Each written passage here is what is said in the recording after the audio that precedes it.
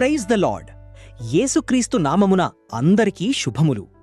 ఎలా ఉన్నారు ప్రియమైన సహోదర సహోదరీమణులారా? దేవుని కృపవల్ల మీరు అందరూ బాగానే ఉన్నారని నమ్ముతున్నాను. సరే, ఈరోజు మనం దేవుని వాక్యము చూద్దాం రండి. ఈరోజు వాక్యం యోహాను 1:12. తన్ను ఎందరంగీకరించిరో వారికందరికీ, అనగా తన నామమునందు విశ్వాసముంచిన వారికి దేవుని పిల్లలగుటకు ఆయన అధికారము అనుగ్రహించెను. ప్రియులారా, ఈ వాక్యం మన జీవితాన్ని పూర్తిగా మార్చే గొప్ప సత్యాన్ని చెబుతోంది. అదేమిటంటే, దేవుని పిల్లలుగా మారే అవకాశం. ఇంతకన్నా మంచి అవకాశం మనకి ఎక్కడా దొరకదండి. ప్రియులారా, ఇక్కడ ఒక ముఖ్యమైన విషయముంది.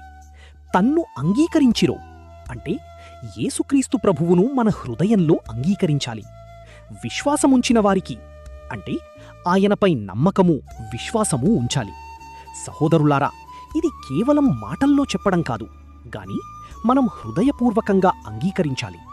నిజమైన విశ్వాసంతో జీవించాలి. ఇదే నిజమైన మార్పు. ప్రియులారా, మనలో చాలామంది ఇలా అనుకుంటారు.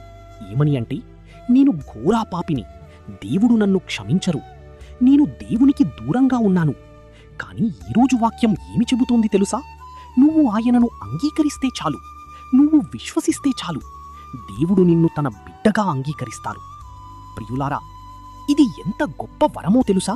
మనం దేవుని సృష్టి మాత్రమే కాదు, ఆయన పిల్లలుగా మారే అధికారము మనకిచ్చారు. అవునండి, ఇది నిజం. మనం ఆయన పిల్లలం. దేవుని పిల్లవాడిగా జీవించడమంటే పాపానికి దూరంగా జీవించడం, దేవుని చిత్తం ప్రకారం నడవడం, ప్రేమతో నీతితో జీవించడం. ప్రియులారా, ఒక్కసారి ఆలోచించండి. నేను నిజంగా దేవుని బిడ్డలా జీవిస్తున్నానా, లేక నా ఇష్ట ప్రకారం నడుస్తున్నానా? ప్రియులారా, దేవుడు నిన్ను తన కుటుంబంలో భాగంగా కావాలని కోరుకుంటున్నారు. ఆయన నీకోసం ప్రేమతో ఎదురుచూస్తున్నారు. నువ్వు ఏ పాపపు స్థితిలో ఉన్నా సరే తిరిగిరా.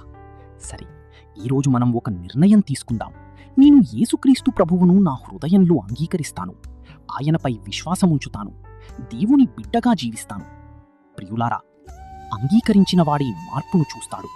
ఇదే సువార్త. ప్రభువైన యేసుక్రీస్తు వారి కృప నీకును నీ కుటుంబాలకును నిత్యము తోడయ్యుండి ఆశీర్వదించునుగాక. ఆమేన్.